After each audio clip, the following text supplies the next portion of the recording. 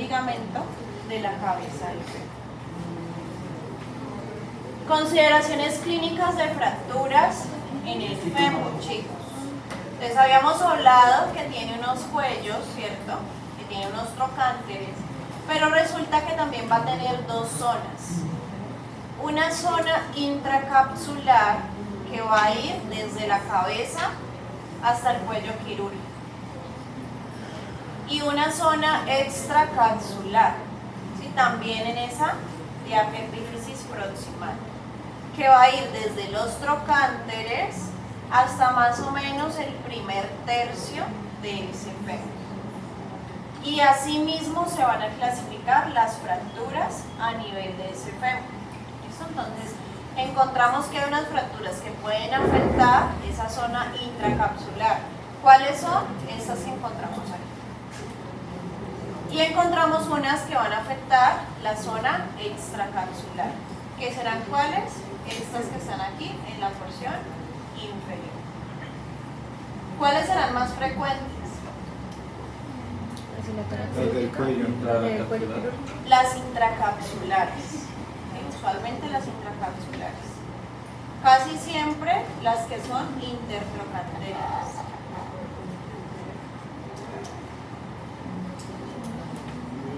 ¿Aquí a qué nivel estaría la afección? Hay una pequeña línea fracturaria aquí. ¿Pero a qué nivel? Lo importante es a nivel que está la flecha. Subcapital. Ajá, es decir, intracapsular. Profe, ¿por qué las fracturas de fémur en niños esto es maltrato infantil hasta que se demuestre lo contrario? ¿Por qué? Porque las fracturas de fémur en niños son fracturas por maltrato familiar hasta que se demuestre lo contrario. Diagnosticadas como maltrato infantil. Hasta que se demuestre lo contrario.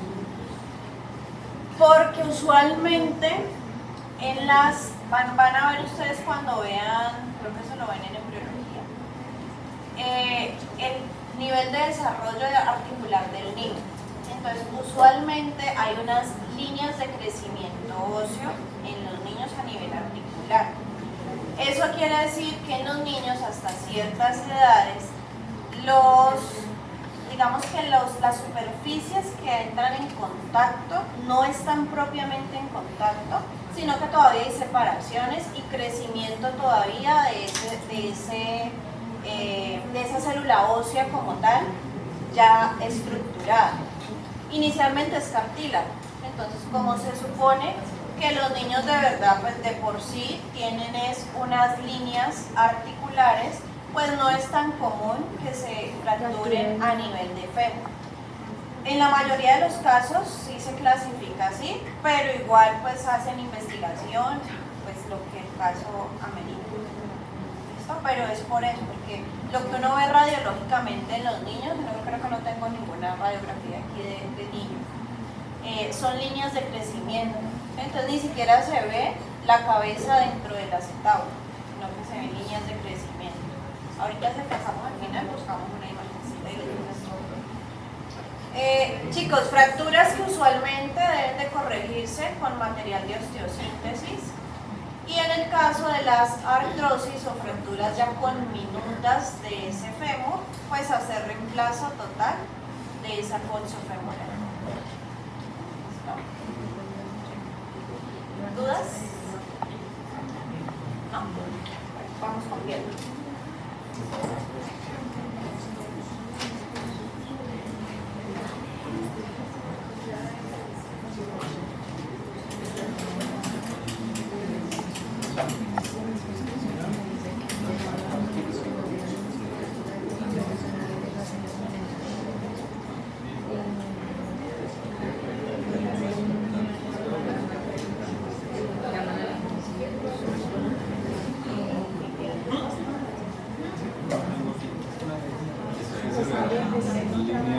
Bueno, entonces vamos ya al segmento de pierna. Ya vimos cintura pélvica, muslo, vamos con pierna. A nivel de la pierna nos vamos a encontrar la articulación entre tibia y fíbula. Tibia será siempre el hueso que encontramos a nivel medial y fíbula va a estar a nivel lateral. Entre ellos dos vamos a ver una articulación que es de tipo sindesmosis. ¿Eso qué quiere decir? A nivel de movimiento, ¿qué quiere decir eso? Que no tienen movimiento. ¿Listo? Son articulaciones solamente que están dadas por una membrana interósea entre ellos que permiten que se mantengan fijos de forma paralela, ¿sí? Pero que no van a permitir el desplazamiento de uno sobre el otro. En la tibia específicamente encontramos una estructura similar a la del fémur porque es también un hueso largo. Una epífisis proximal, un cuerpo y una epífisis distal. Estructuras a nivel de la epífisis proximal. Vamos con la vista anterior. En esa vista anterior voy a encontrarme con unos cóndilos, cóndilo medial, cóndilo lateral. A nivel posterior voy a encontrar unas carillas articulares o platillos tibiales, sí, que también se le llama platillos tibiales. Una medial y una lateral. Señor. ¿Platillos qué? Tibiales. ¿Qué otras estructuras encontramos? Una eminencia intercondilia. Entonces, entre ambos cóndilos van a sobresalir unas estructuras óseas que van a llamarse en conjunto eminencias intercondilias, pero que si yo las separo van a ser dos tubérculos. Un tubérculo intercondilio medial, el que corresponde al platillo medial, y un tubérculo intercondilio lateral que corresponde al platillo lateral. Voy a encontrar una tuberosidad anterior de la tibia, que es la que con frecuencia casi todos nos hemos golpeado en algún momento de la vida. ¿Cierto? Es la tuberosidad anterior de la tibia. ¿Por qué es tan doloroso?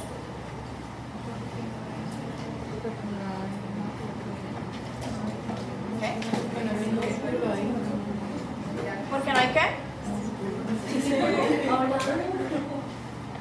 Porque no hay qué.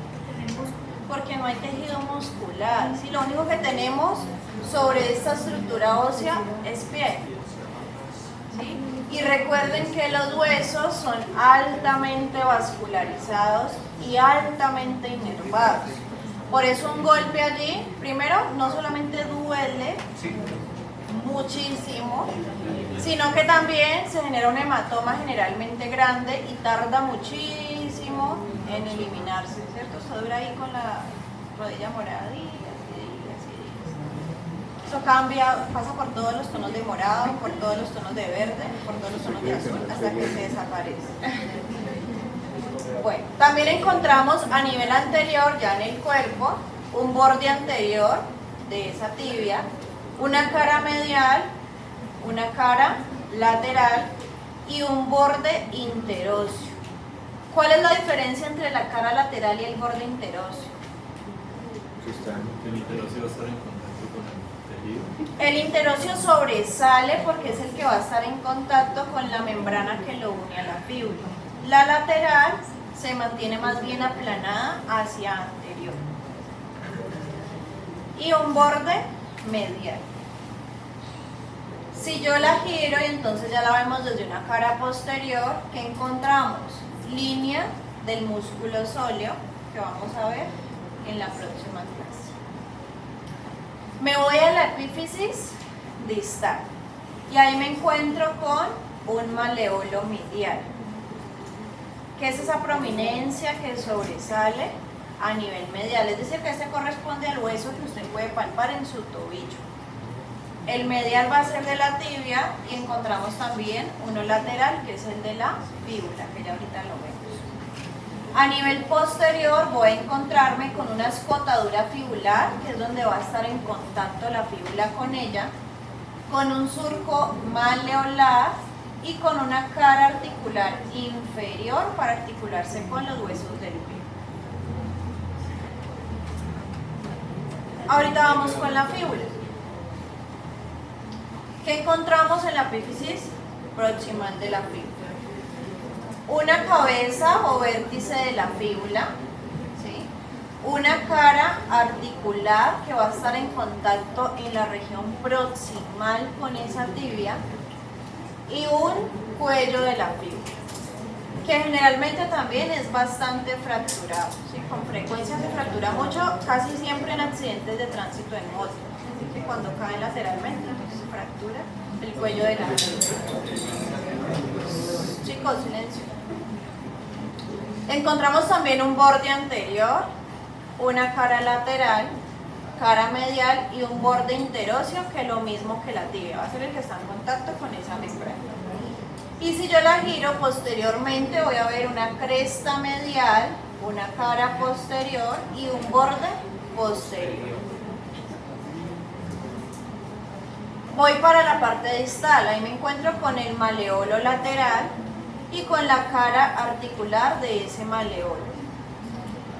Y hacia posterior voy a encontrar la fosa maleolar lateral.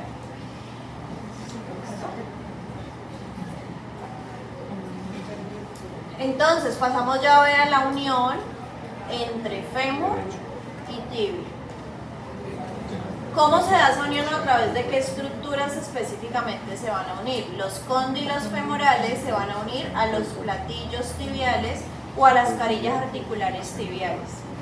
Cóndilo medial a carilla o platillo medial y cóndilo lateral a carilla o platillo lateral. Eso me otorga unas articulaciones. Femorotibial medial, femorotibial lateral.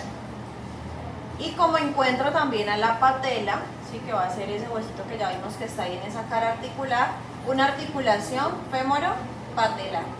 ¿Listo? Es decir, que tengo 3 articulaciones conformándome a la rodilla.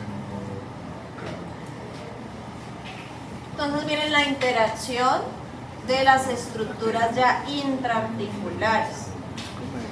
Cóndilos, ¿sí? Que van a tener una cobertura cartilaginosa, meniscos que van a pertenecer a la tibia, es decir, a los platillos tibiales, menisco medial, menisco lateral y los cóndilos de la tibia. ¿Me cierran la puerta, porfa, chicos? ¿Alguien que esté atrás? Menisco lateral, menisco medial, ¿de qué vista? Superior, ¿qué corte? Transverso.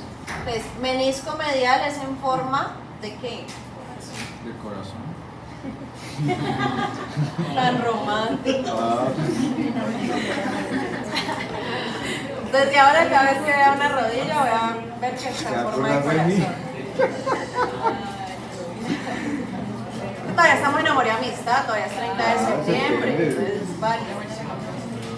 En forma más de O o de C. El menisco lateral va a ser más en forma de C. Es que les dañé el romanticismo. ¿Listo? Entonces mírenlo aquí. Ahora, ese menisco lateral va a tener un cuerno posterior y un cuerno anterior. Menisco medial, cuerno posterior, cuerno anterior. Los cuernos son los que más frecuentemente se lesionan o se desgarran cuando hay lesiones a nivel de la rodilla, ¿sí? Usualmente la que le sucede a los futbolistas, que no solamente se llevan los cruzados, sino también los cuernos meniscales. Ligamentos que van a estar soportando esa articulación.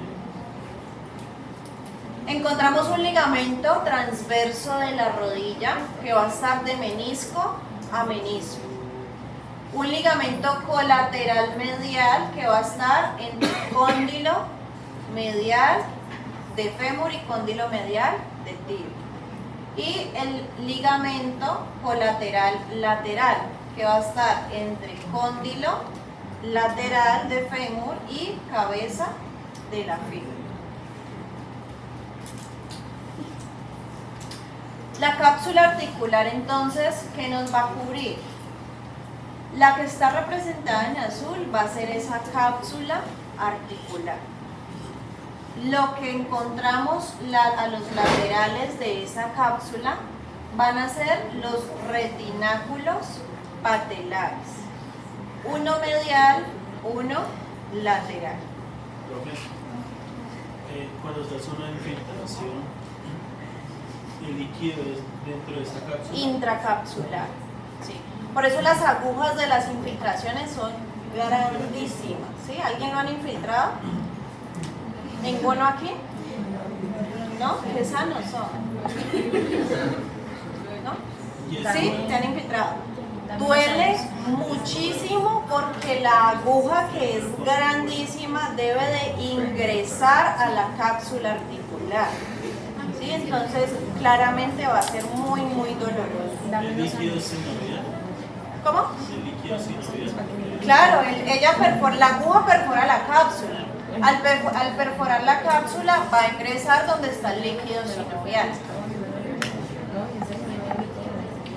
Cápsula articular lateral. Entonces miren, chicos, ojo acá, cómo la cápsula está cubriendo toda la superficie articular. ¿Listo? Por eso también hace, chicos, que las cirugías de rodilla y las recuperaciones de cirugías en rodilla sean tan complejas, porque hay una cápsula que bordea toda esa articulación, y no contento con eso, encontramos unos ligamentos y retináculos que también refuerzan la parte extracapsular. ¿Listo? Entonces, por eso es tan complejo ingresar a rodilla. Por eso las incisuras usualmente son ¿dónde? Las incisuras. ¿Han visto a alguien que lo han operado de rodilla? ¿No tienen un amigo deportista operado de rodilla? Todos tenemos un amigo así. En la parte anterior de rodilla, ¿dónde? Perforando por donde está patela y por donde está el ligamento patelar. ¿Por qué? Porque es la región en donde menos estructuras fundamentales para el funcionamiento de rodilla hay. ¿Sí? Porque ¿qué pasa si perforan alguno de los laterales? A nivel medial encuentro colateral medial y cápsula. A nivel posterior voy a encontrar cápsula articular, y no solo eso, cuando vean irrigación el próximo semestre van a ver que por aquí pasa un paquete vascular bastante importante donde está la arteria poplitea. Entonces, si perforaran posterior, pues imagínense. A nivel medial también me encuentro colateral medial y cápsula articular. ¿Sí? Entonces, por eso la perforación la incisura es anterior. Entonces miren aquí ya adentro todas las estructuras intracapsulares que encuentro, en donde van a estar los cruzados, que ya vamos a ver. Retináculos, que ya lo vimos, que es el refuerzo extraarticular. Ligamentos a nivel posterior. Entonces, esta es la cápsula, ¿cierto? Que ya se las mostré en las otras vistas, representada en azul. Tenemos un ligamento popliteo que va a ser oblicuo, que va a ir desde cóndilo lateral hasta la tibia. Tenemos ligamento popliteo arcuado, que va a estar desde ese cóndilo lateral hasta la cabeza de la fibra. Colaterales, colateral lateral, colateral medial. Algunas alteraciones funcionales y anatómicas de esa rodilla. ¿Sí? Ahorita dicen que tampoco tienen ningún amigo con esta característica. Sí. Ella no tiene el amigo, ella es esa amiga. Embalgo o yenu valgo, que se llama esta alteración. Yenu viene de rodilla y valgo cuando se desplaza hacia la línea media. Y yenu valgo. ¿Qué ligamento se compromete? Principalmente a nivel del yenu valgo. O sea, ¿qué ligamento no está generando su función? Colateral, lateral. Y eso hace que se distienda el colateral medial. Y lo opuesto pasa en el valgo.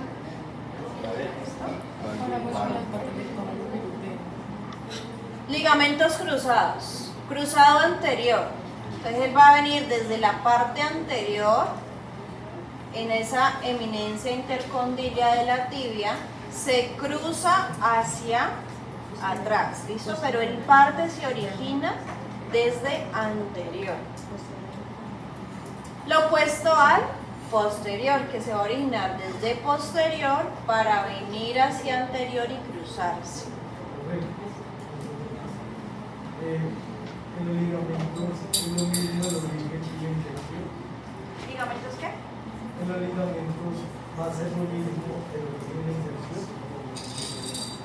¿Cómo así lo mismo el origen y la inserción? De los músculos. Se refiere a que si es el Digamos, músculo. ligamento, si ya está en tal parte, el origen en tal parte. Lo mismo. Pero que si se va a preguntar, no. Pero el mismo de ambos. Si ya me dice el cruzado, que se excede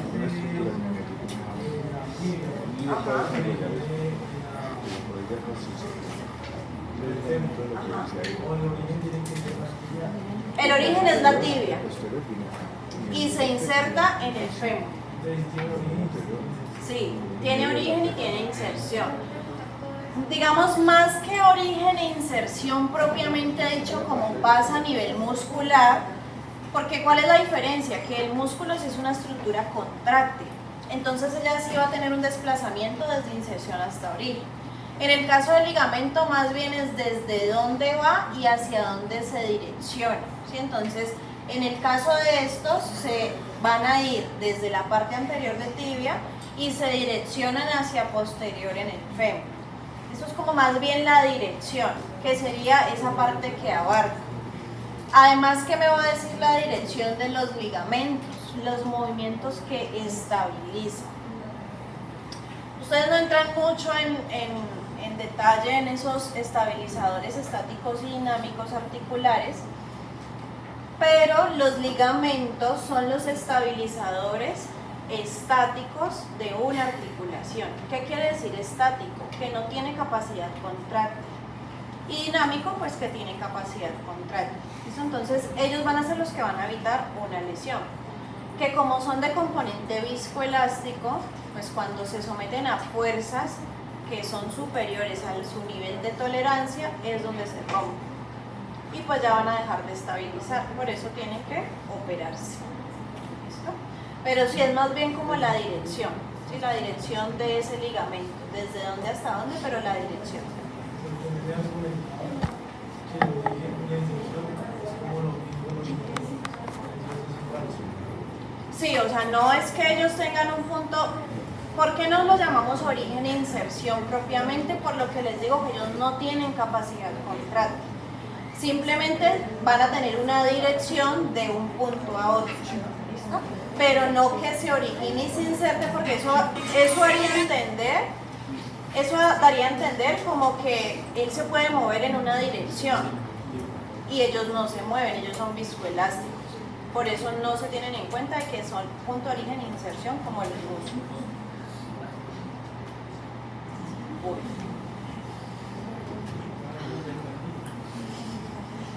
Ay, ¿por qué no quiero reproducir?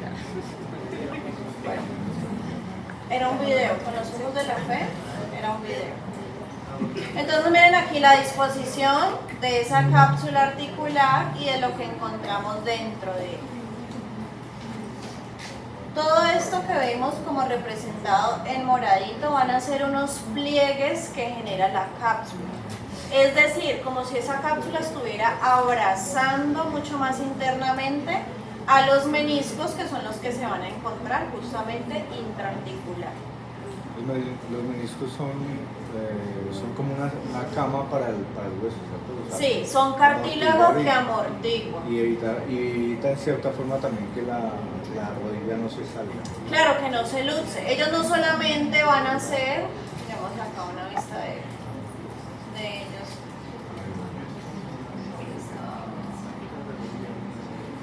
Aquí. Ellos no solamente van a hacer una estructura que se interpone en esa cápsula, sino que sirven de amortiguamiento. Entonces, cuando generamos la marcha, no solamente la marcha, sino la carrera y diferentes ejercicios que podemos hacer que generan un impacto sobre la rodilla, estos meniscos hacen que esas fuerzas se amortiguen, ¿sí? Entonces que no sean tan lesivas para la articulación de la rodilla. Y no solamente eso, sino que ellos incrementan la congruencia articular entre los cóndilos femorales y los platillos tibiales, ¿sí? Porque ahorita que vean los huesos, ellos son casi planos. Entonces, si esos meniscos no estuvieran allí sirviendo como de colchón, ¿sí? Pues la congruencia articular no se va a dar, van a ser casi planos. Es decir, que todo el tiempo nos estaríamos luchando la rodilla.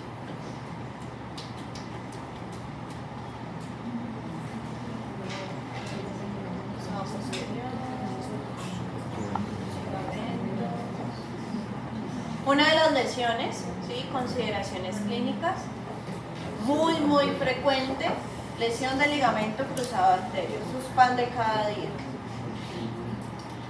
Puede ser parcial o puede ser completo. Cuando es parcial, lo que se hace es enviar al paciente a terapia física. ¿Listo? Entonces, ¿qué se hace desde terapia física? Hacer fortalecimiento de los estabilizadores dinámicos de esa articulación, es decir, de los músculos. ¿Qué músculos? Cuádriceps femoral y los isquiotibiales principalmente, pero no los únicos, ¿listo? Principalmente aquellos que van a pasar o que van a movilizar esa articulación de la rodilla. Cuando es completa, pues es cuando el paciente debe someterse a cirugía, donde usualmente retiran una porción de un tendón de otro músculo, generalmente de isquiotibiales o de tríceps sural, y lo colocan como injerto en ese ligamento. Ahí se vería, ese daño se vería por radiografía. ¿Cómo? ¿Con qué imagen se vería ese daño? ¿Por radiografía? Resonancia magnética. Sí. Radiografía solamente es útil para estructuras óseas. De ahí ya encontramos a la resonancia magnética o la tomografía, ¿sí? Pero preferiblemente ligamentos con resonancia. Con tomografía se ven mejor de pronto densidad ósea, órganos, ¿sí? Pero la resonancia es el top para los tejidos blandos, ¿sí? Esos tejidos blandos intraarticulares. ¿Por hacer una pregunta?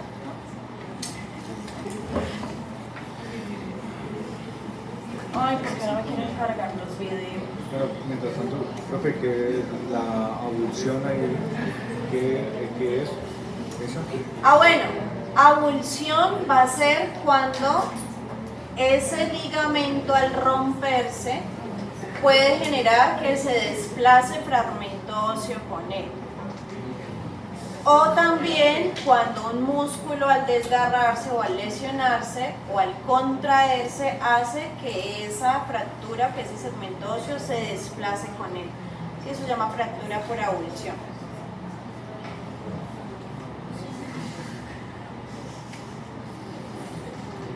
No me quieren cargar. ¿Esa fractura se puede acomodar en el sitio, digamos, de accidente? No, la fractura no. Esa no. No. Chicos, ojo, por acá hacen una pregunta. Las fracturas no se pueden reducir en el sitio en que sucede el accidente. Las luxaciones son las que sí se pueden reducir en el sitio del accidente. Ojo, cuando sean médicos profesionales, lo hace profesional también decir, no sé, no lo hago. Porque muchas veces reduciendo luxaciones generan fracturas. Entonces, si usted no sabe reducir una luxación, no la haga. ¿Qué luxaciones son las más frecuentes que toca reducir? Las de hombro, las de codo también a veces y las radiocarpianas. Sí, son las que usualmente más se luxan. O la talocrural también, le pasa mucho a los futbolistas. Las interfalángicas también, ¿sí? Entonces depende. La ATM también se luxa mucho. Entonces lo mismo, si usted no la sabe reducir, no lo haga. ¿Cómo se reducen? Haciendo los movimientos opuestos hacia donde se luxó esa articulación. Pero eso ya ustedes más grandecitos lo van a aprender a hacer, pero les repito, de verdad, por amor a Dios, no lo hagas si no lo sabes. Sí, porque de verdad que hay mucho paciente que termina en fractura por una mala reducción. ¿Pregunta? Otra lesión común ahí de miembro inferior es esguince, lesión del esguince. Sí, este es esguince. Ah, ok, con otro nombre. Lo que pasa es que los esguinces tienen varios grados. Hay grado 1, grado 2 y grado 3. Grado 1 es cuando son unas pequeñas fibras que se rompen. Grado 2 cuando casi la totalidad y grado 3 cuando hay ruptura. Ah, cuando se inflama la piel, cuando se nota la inflamación en la piel, ¿qué sería? Eso, lo que pasa es que los esguinces generan inflamación. ¿Por qué genera inflamación? Porque las estructuras articulares tienen vascularización. Entonces, al romperse un tejido, pues va a desencadenar una cascada inflamatoria. ¿Todavía se habla ahí de la triada desgraciada? ¿O? Sí, todavía también se habla de la triada. ¿Qué es la triada? ¿La han escuchado? ¿En algún deportista?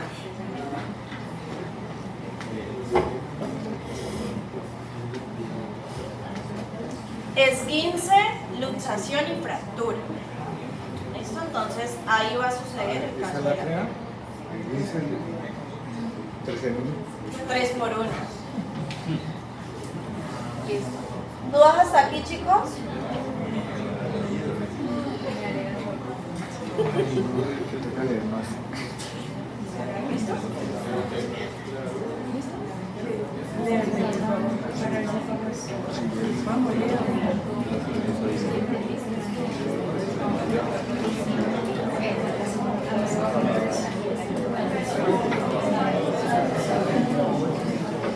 Bueno, terminemos huesos, chicos, para que nos podamos ir al anfi.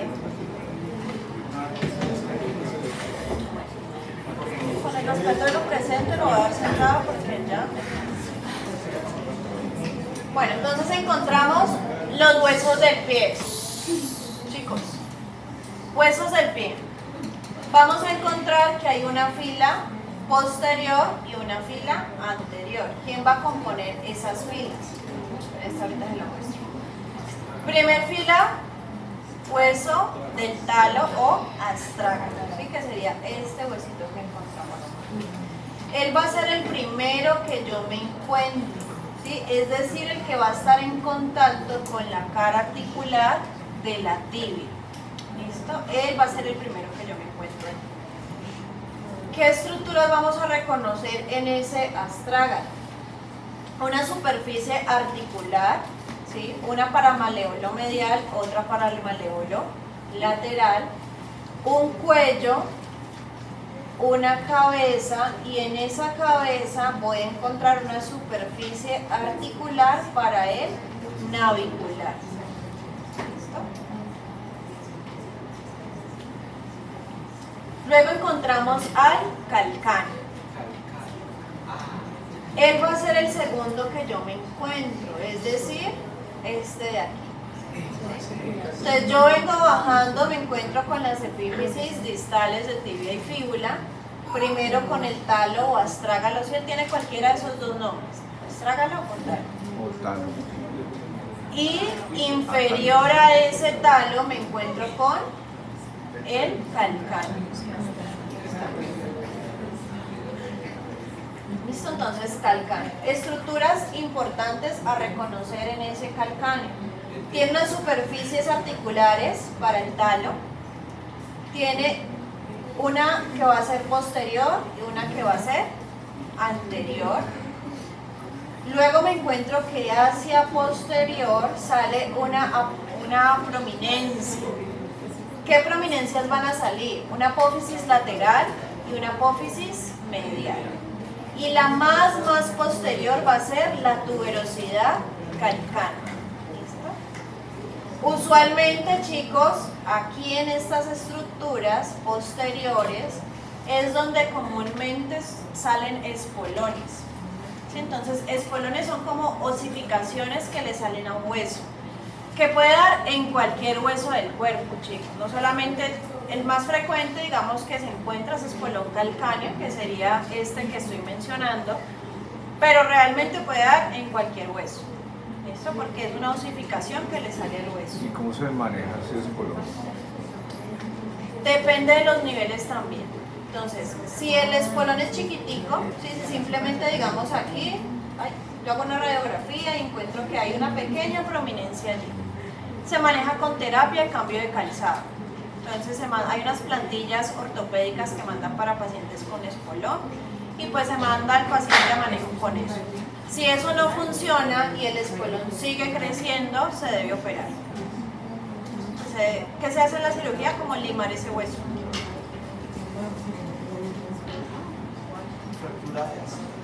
Fractura del talo, muy frecuente. ¿Sí? También es llamada fractura de piloto. ¿Sí? Que usualmente pues, se afectan mucho los pilotos cuando aterrizan. En el paracaídas. O también en paracaídas. ¿Sí? Se da por ese impacto de aterrizaje contra el suelo, ¿sí? Ese choque contra el suelo. Tiene varios tipos, ¿sí? Encontramos tipo 1, tipo 2, tipo 3 y tipo 4. ¿De qué va a depender la clasificación? De qué tanto se separe un segmento fracturario del otro. Fractura del calcáneo, ¿sí? Esta es más frecuente en el paracaídas que el de las trágalas. También va a tener unos niveles, esas fracturas, aunque es más frecuente en hombres que en mujeres. Esto es más por el tipo de actividades que realiza cada uno, ¿sí? Entonces es más frecuente ver a hombres que se tiren del paracaídas que ver a mujeres que se tiren del paracaídas, ¿sí? Es más frecuente de pronto ver, bueno, ahorita ya de pronto no tanto, pero antes, o digamos que a lo largo de la historia, era más frecuente ver a los hombres realizando deportes extremos que a las mujeres. De pronto ya ha cambiado un poquito la situación, pero igual. ¿Qué se realiza en este tipo de casos? Entonces lo mismo, material de osteosíntesis. ¿Listo? Chicos, ya casi vamos a terminar. Créanme que yo también me quiero ir. No solamente ustedes, no crean. ¿Por qué es tan común el rechazo del material de osteosíntesis Porque es un cuerpo extraño. En esta región, Sí. eso varía mucho. Sí, depende del tipo de material que coloquen. Ya hay unos muy modernos que son muy familiares con el tejido óseo y realmente casi no se está dando rechazo. Digamos que más que rechazo es, y yo creo que se ha confundido mucho el rechazo con la rehabilitación. ¿Sí? ¿Por qué? Porque a este nivel es muy difícil rehabilitar. O sea, que el paciente recupere movilidad de pie y movilidad de mano, puede pasar un año y todavía el paciente está en recuperación.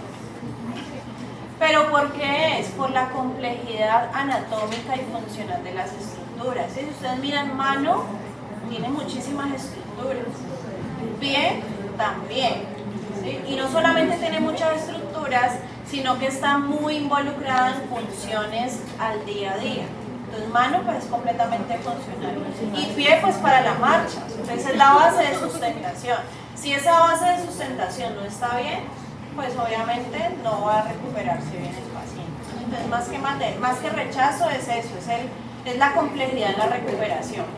Entonces uno ve a pacientes muchas veces de 6 meses de operados y todavía tienen el tobillo inflamado. Sí, es muy frecuente. ¿Ese material se saca? No, Ahí ya se quedó. sí, ya queda allí. Hueso navicular, ¿listo? Ese hueso navicular va a ser más pequeñito, sería el que yo me encuentro más anterior al talo y al calcáneo. Y haría parte de los huesos a nivel del tarso. ¿Listo? Entonces mírenlo aquí. ¿Cómo sé cuando lo estoy viendo desde superior o desde inferior? Inferior tiene una tuberosidad. Sería la segunda fila. Sí, esa sería la segunda fila. Los primeros dos recuerden que son talo y calcáneo. De ahí ya me encuentro con el navicular. Luego me voy a encontrar con 3 huesos cuneiformes. ¿Qué cuáles van a ser? Medial, intermedio y lateral. Que ya ahí sería la tercera fila. Y el más lateral de todos va a ser el hueso cuboides. ¿Listo? Ese va a ser el que yo me encuentro allí, lateral. Luego me encuentro con los metatarsos. Entonces, recuerden que en mano, ¿cómo se nombraban los metacarpos? Metacarpos primer, ¿De dónde a dónde? del pulgar al meñique. De lateral a medial. Claro. A nivel del pie se van a nombrar de medial a lateral, es decir, al contrario. Metatarso 1, 2, 3, 4 y 5. Y el resto de huesos que falanges también no tienen nombre. Bueno, Sí, porque en el pie ese se llama alus. No, por favor, no. Eso se lo dice a su paciente en consulta para que él entienda lo que usted le está diciendo. Para usted la historia clínica va a ser alus o dedo 1. ¿Listo? Creo que imagínese usted trabajando en Canadá y escribiendo una historia clínica, el paciente tiene una fractura en el dedo gordo.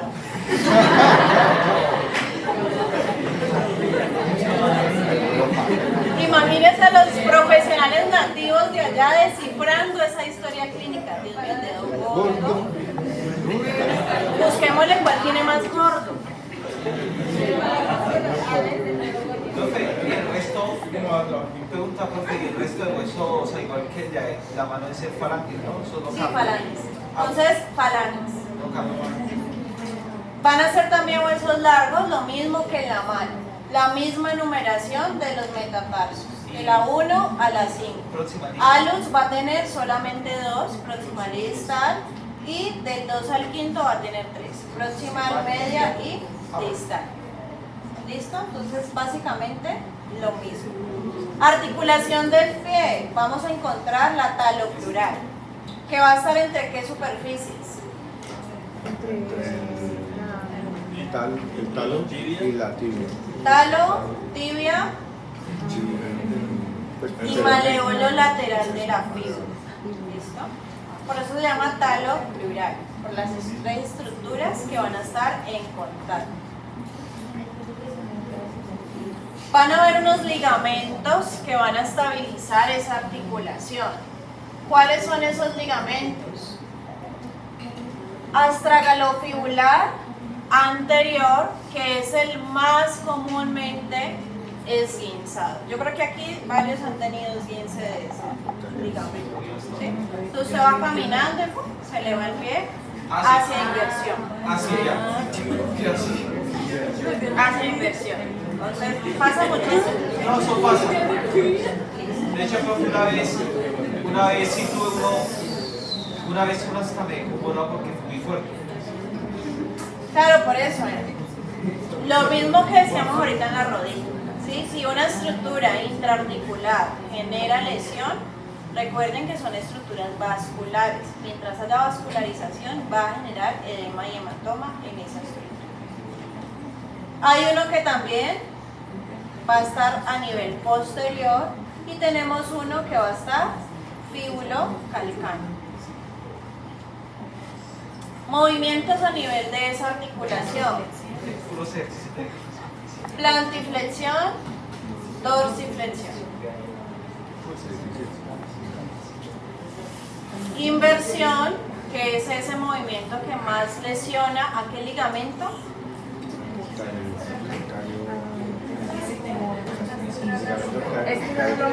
Astragalofibular anterior.